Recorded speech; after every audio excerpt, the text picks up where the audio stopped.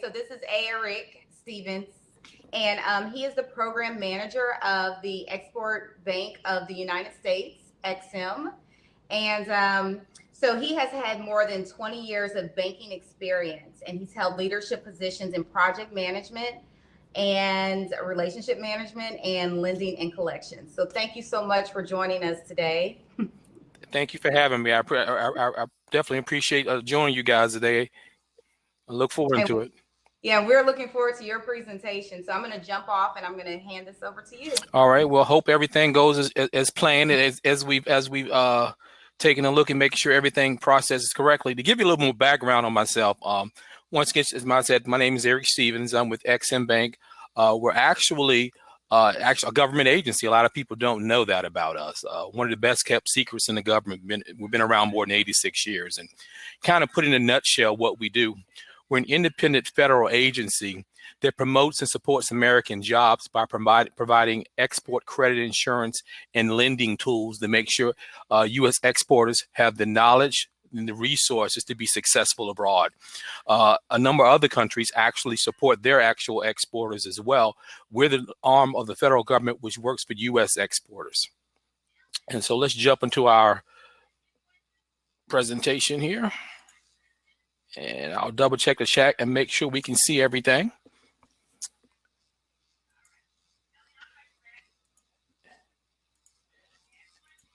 Okay, there we're advancing. Okay, who is Exim Bank? As I said, we're an independent agency of the United States government. We were established in 1934.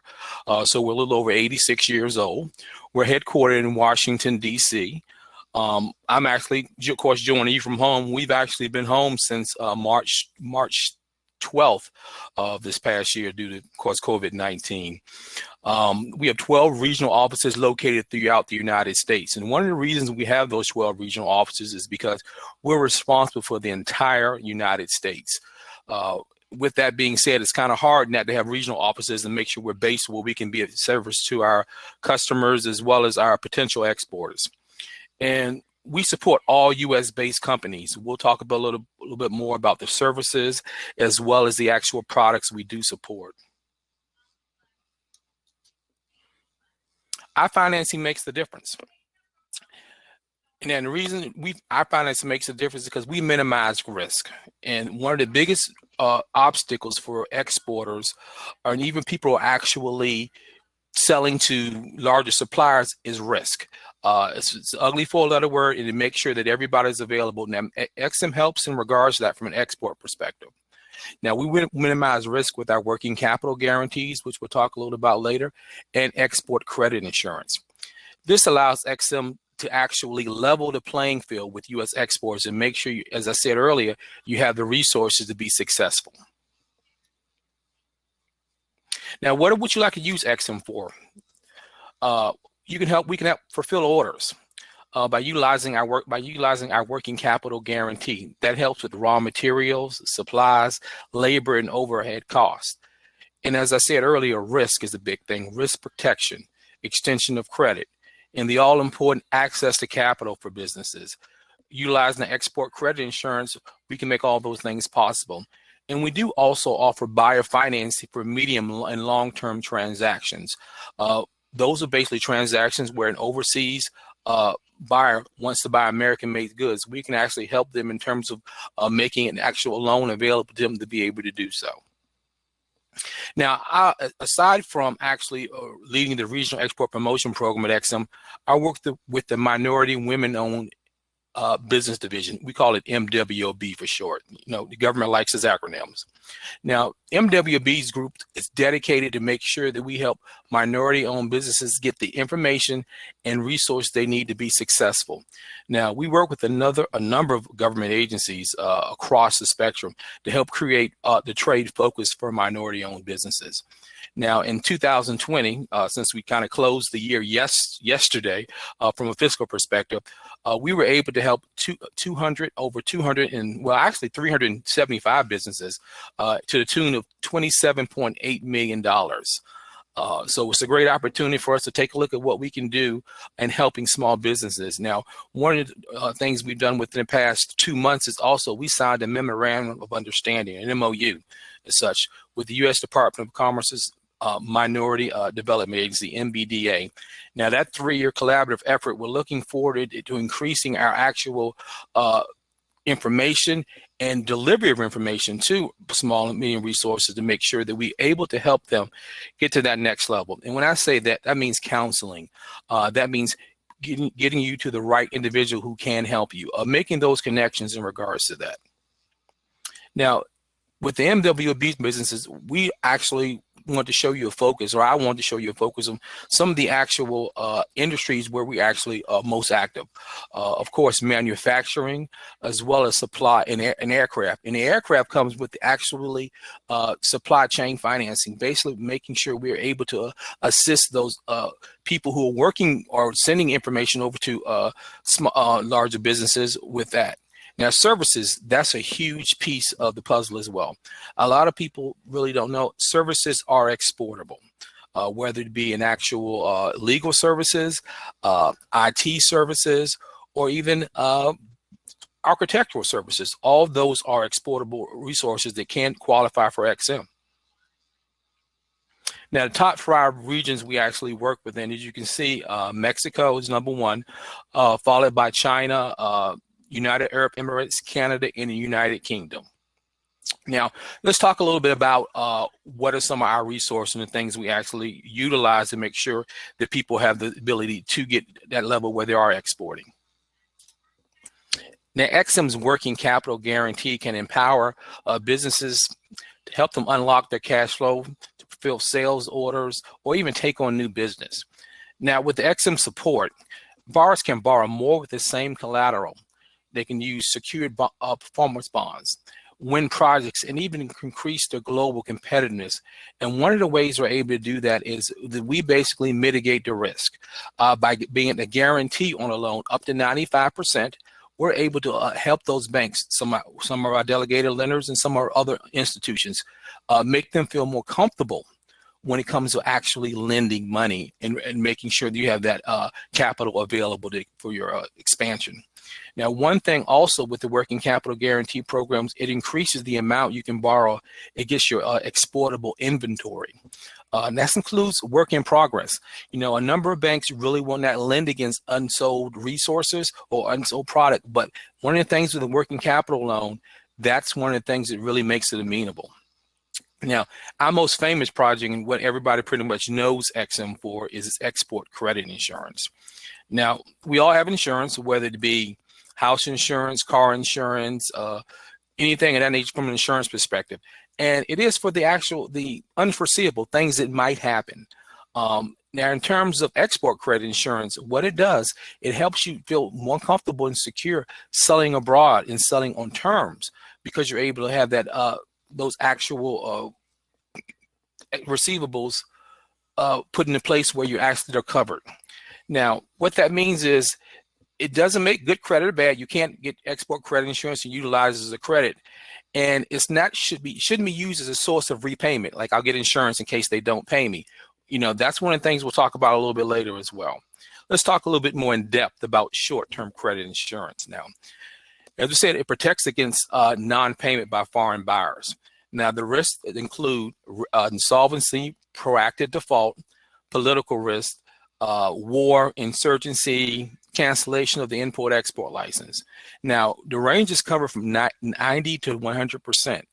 And what that basically means in terms of you actually exported amount, we'll cover from insurance perspective 90 to 100% of that amount.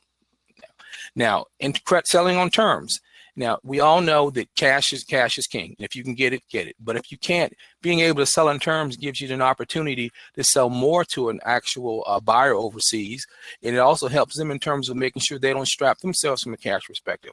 So as you can see, we go up to 180 days for consumable goods and 360 for some bulk agricultural products. And let's take a look at this brief graph that kind of tells you how actually it actually works from an export perspective. You as a U.S. exporter sell your goods or services to the foreign buyer or multiple buyers across overseas, and in good times, they pay you, no problem at all. That's what it's actually everybody wants to happen. Now, in terms of them not being able to pay you, as you can see, You file a claim with Exim and you're paid. Now, we'll talk about the premiums and kind of some pricing a little bit later, but it is reasonable. And I'm quite sure you guys will agree when you're looking at it across the board that the security you get from actually utilizing credit insurance will definitely help you going forward.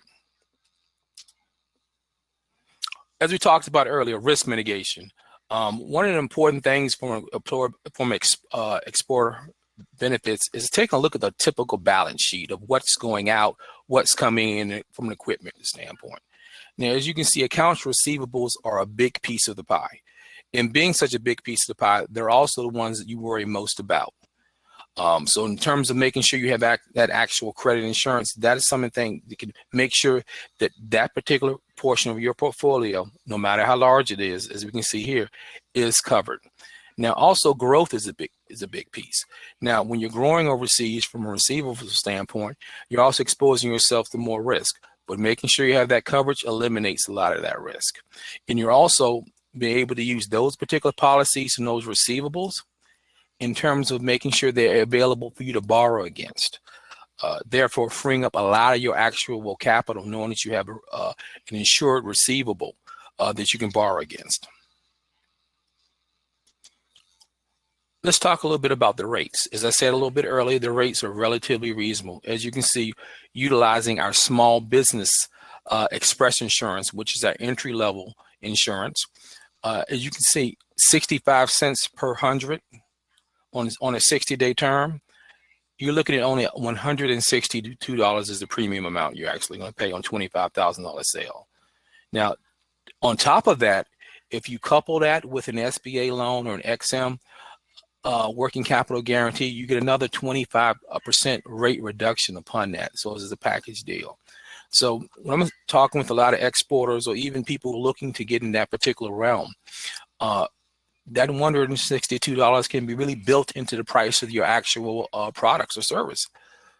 So therefore, your actual buyer is paying for their own coverage of themselves. So it makes you feel a lot safer. Now, let's talk a little bit about some different types of policies that we do have available at Exim. Let's start with our multi-buyer policy.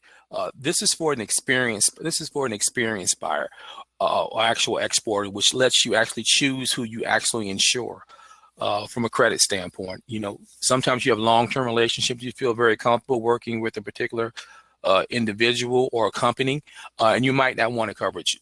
Those are the type of individuals we utilize multi-coverage, where you become the underwriter for the coverage. You decide on how much to give them in terms of their credit, amount, and the length and the term of the actual transaction. Express insurance. This is the one we talked about initially in terms from a price perspective. It's Exim's entry level, and it comes with a couple of great benefits. We do all the due diligence in terms of your exporter from overseas. We look at the credit reports. We decide if that actual purchaser from overseas is a good credit risk and let you know. We'll run the credit bureaus, as I said. We'll do all the due diligence, look at their financials. So it basically gives you an opportunity to really let us do all the legwork. Now, single buyer policy is a little bit different in terms of it's one policy per buyer. You base it on cover people as a whole. You cover them individually, one policy at a time on each particular transaction you might have.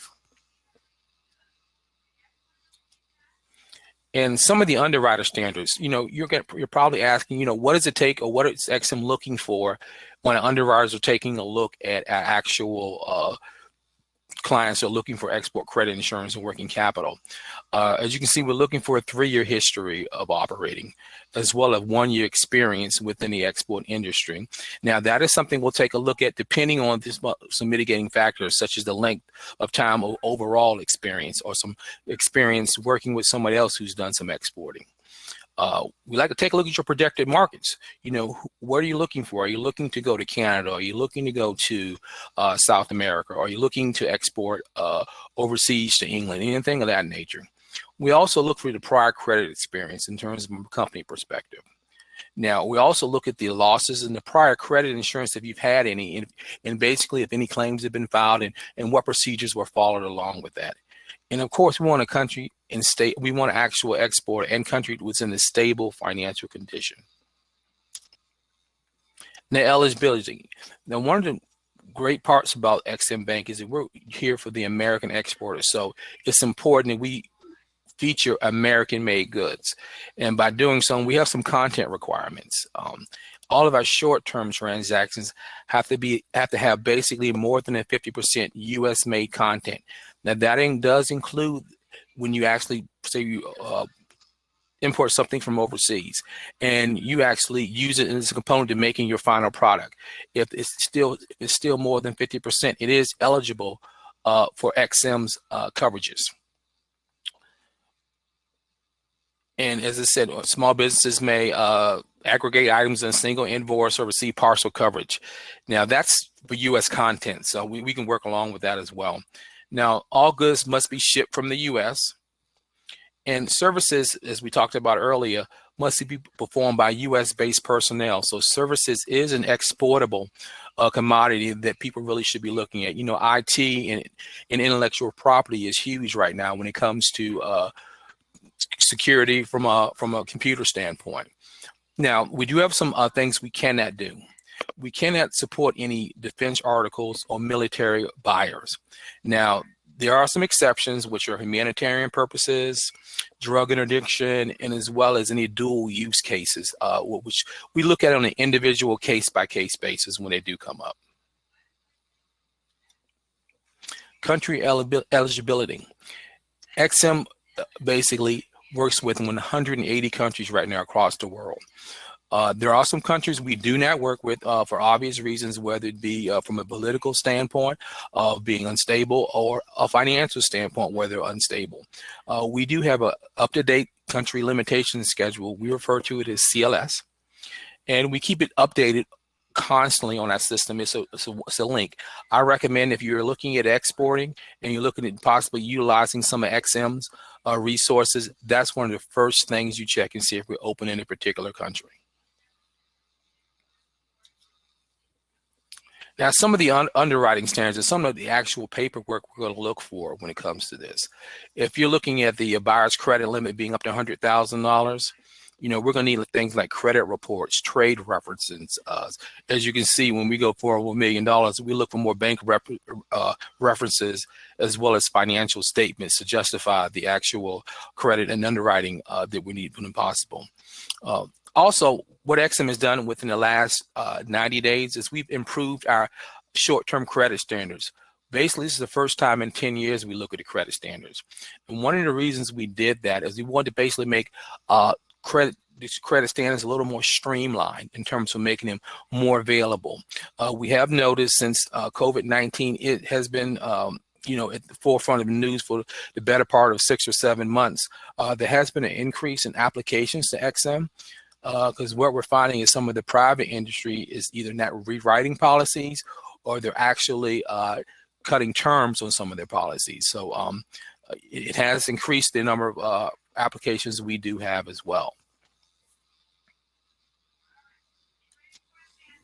Now, what industries do we actually function within? Now, we support manufacturing, of course, as we talked about earlier with the MWB's top industries. Construction equipment, medical equipment, mining, power generation, of course, avionics, and services, as well as renewable energy and oil and gas. So pretty much Exim supports any actual exportable good or service from the U.S. as long as it's in the range of being 50% for short term, or longer terms, they need to be up to 85%.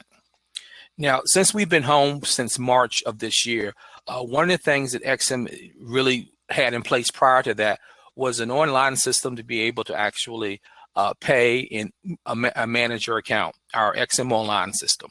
Now, we didn't miss a beat. Once we went home, we were able to still service our customers and prospective clients through internet conversations as well as presentations such as this. Now, we're a relatively small organization when we talk about numbers from our government agencies. We roughly have about 450 employees across the United States.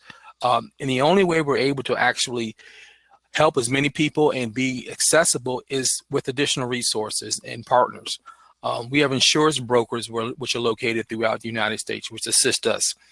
Our delegated lenders, as we talked about working capital, as well as working capital guarantees. These are lenders which has Exim sign off to actually work on our behalf in regards to making access to capital available. Our regional export promotion program, rep members. I actually run that program. It's actually a city-state partners program where we work with cities and state agencies from an economic standpoint and make sure that they're given the information needed to those exporters by doing webinars, holding symposiums. What we find at each particular region is a little bit different in the way information is disseminated. So it's important that we actually have those partners in these regions in particular states to make sure that we're getting the information the right way and give us that feedback. And of course, from a government standpoint, U.S. export assistance agencies, or centers rather, they're referred to as USIACs. They usually contain a person from the actual U.S. Commercial Service, as well as the SBA and Exim collectively sitting in one office to service you. There's roughly over 20 located throughout the United States, which actually are there for you to actually have that information as well. Now, what I like to do is kind of open it up for any particular questions we might have at this time. And I'll go back to the taskbar. I think I'm doing this correctly. Okay. Okay, hey. Oh, I was just coming to help just in case you need a little help. So yeah, we do have a question. One of them is, what are some of the challenges businesses face when considering exporting? Some of the challenges is where do I start? You know, they might get that email from overseas and I'm looking at your product. Could you send me, you know, 25 units? And, you know, knowing where to start is a big piece. And one of the things we also counsel is making sure you take advantage of your local resources first. And the reason we say local resources first, because a lot of the local resources might have access to state information, federal grants that they might help them in their export process. Things such as a STEP grant, which will allow you to actually travel overseas to actually do some due diligence. So that's one of the challenges they face. The other challenge is having the actual capital to get to that next level. Capital is a huge piece. And one of the reasons we partnered with the MBDA is to help look at some different avenues where we can actually help with. One of the other MOUs we signed this year was with the NCUA, the National Credit Union Association. What Exim wants to do is get more so to talk to credit unions and get them involved in some of the lending for exports. Credit unions are traditionally a lot different from the banks, and their risk appetite's a lot different as well. But they're also relationship based, more so than actual risk based in terms of being able to lend. So we feel that's a great opportunity for some of the small businesses to have that in their back pocket. Okay, what are some of the main industries that do business with Exim Bank? I'd say the manufacturing is huge. The aircraft is huge. It's pretty much no industry we do not support in some way, shape, or form. What we found out is a lot of American-made products are hugely popular overseas. And one of the reasons they're popular is because of the longevity of it. If you take an American-made locomotive that might cost $10,000 more than say, for instance, a Chinese-made locomotive, but the longevity of it is 20 years longer, you know, that's the better deal in the long run from a cost perspective. Oh, wow. That's interesting. Okay. We have 1 more minute. I want to open it up for any more questions. If anyone has anything else they want to ask us, just throw it in that chat area. Well, all right. Well, I guess we are good to go. Thank you so much again for presenting. We are good. Great information. Yeah, LeVay said wonderful information. And so if anyone else is interested in getting in touch with him, please feel free to email me at mlatham@srmsdc.org, and I will do a formal introduction between the two of you guys. And everyone have a great day. And Eric, thank you again. Thank you. Appreciate you having me. Everybody be safe.